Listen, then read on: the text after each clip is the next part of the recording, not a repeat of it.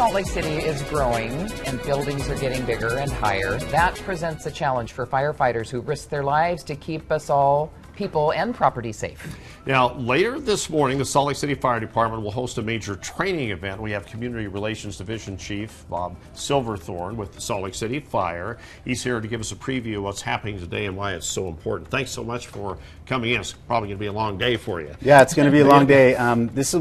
So today we're doing a full-scale exercise. This will be upwards to over 50 firefighters that are going to be participating in a full-scale exercise. This is in conjunction with Utah Fire Rescue Academy. We've had departments from all over the state, including Salt Lake Valley, Davis County, and this is our 6th installment, like I said. And so we've identified a need to sort of ramp up our response to high-rise fire mitigation. And so a lot of these techniques, skills, and strategies translate to fighting fires in mid, low-rise fires as well. And we need all hands on deck to help mitigate these fires. Okay, we see some photos right here. I guess This is at the training facility. Correct. Yeah. Yeah. So that's me. We call that affectionately the buggy. That's where we run our incident command post. This is a picture of our Sugar House fire. Kind of incidentally, the fire in Sugar House to today is like 2 years ago. Wow. Today is the anniversary of that. And we actually have video of that fire too, and maybe we can talk a little bit about that, using it as an example. I mean, that was a huge fire. Intense. And how was the response on that? Well, we had 8 different fire agencies that were responding to that fire, either actively fighting that fire or in a staged location. We made a great stop in terms of having any involvement in any of the exposures, as we call them.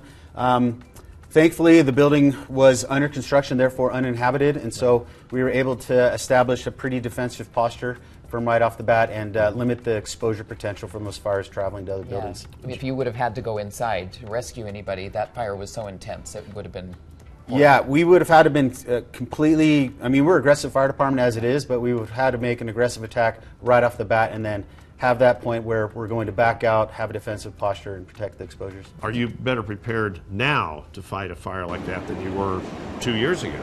Yeah, I'd say for sure. I think we've definitely identified the need to do a lot of pre-planning and training of our buildings in our response districts, understanding where water supplies are at, where we hook up to fire department connections, and also kind of pre-plan where we're going to have people staged and where we're going to set up our resource, our fire attack floor, and also where we're going to establish areas for people to get out if we're going to be protecting in place, what's going to be our evacuation stairwell, and once those people exit the building, where we're going to keep them safe and comfortable. So it probably helps you, that video and that experience helps in the training you're doing right now. 100%, yes, and it's great to be able to pull in all the counterparts, because when we have a fire, if we do have a high-rise fire in the city, it's going to take over 200 firefighters to mitigate that. That is if there's not a well-maintained sprinkler system. If we do have buildings that are maintained by sprinklers, it takes maybe 24 firefighters to put out that fire.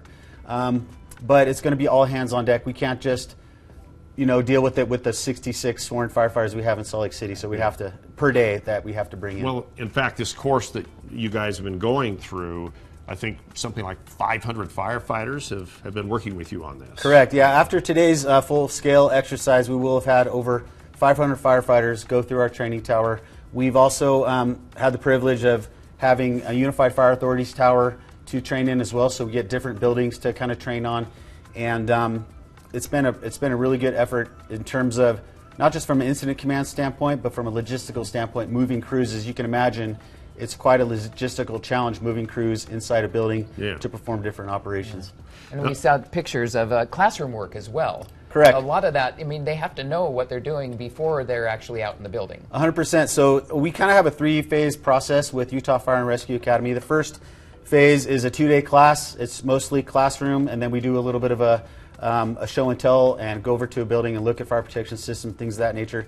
Today is phase 2, so that's the full-scale exercise. We do a small briefing.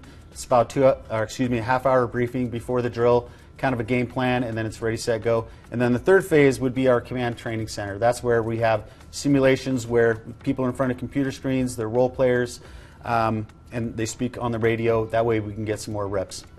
Okay. Now, we have a new high-rise that just completed here in Salt Lake. I think it's about 40 stories, something like that. Yeah, it's pretty big. So you guys know what to do in case there's a fire like in that high rise or the one we're in now. Absolutely, yeah. Firefighters are extremely trained in that. They're very familiar with their response districts. We maintain communications and building relationships with those building engineers, the folks on site that are property managers, and folks that can help us in the event that we do have a fire. But our pre-planning allows us to know where we're going to hook up to certain fire hydrants, where we're going to hook up to our fire department connections, and where we're going to be able to make an attack. Yeah, And I make guess- sure they have sprinklers. Big time. On Yeah. every floor. Yeah, For we sure. Yeah, Yes. we do annual business inspections Right. in all businesses in the Okay. city, including this building. But I guess most buildings are, what, 5 to 7 floors, something like that? Yeah, so a majority of our new construction that's going up is what we call podium style construction, which is typically 1 to 2 stories of concrete. Everything above it is a type 5 or wood frame. We consider those as being a mid-rise, but the same tactics that apply to a high-rise fire apply in these in terms of just getting equipment to upper floors and floor layout and the distance between fire department connections in the stairwell to where there may be a fire. So We know you've trained in this building, so it's kind of Yeah, for exciting sure. to see And that as well. It's amazing, all the training you guys go through, you know, and we hope you what never have goes to on use it. behind the scenes. yeah, every day's Yeah. a training day for us. Right. Yeah. Okay, we're going to have to tell the assignment desk because they listen to the scanners. Oh, yeah. All the stuff going I on know, today. I know. I get the calls after it's hours. a drill. Okay. Yeah, for sure. We like to give them a heads up. Okay. Right. Well, thanks so much, and thanks for keeping us all safe. Yep. Absolutely, Yeah, our thanks for pleasure and coming in. honor. All right.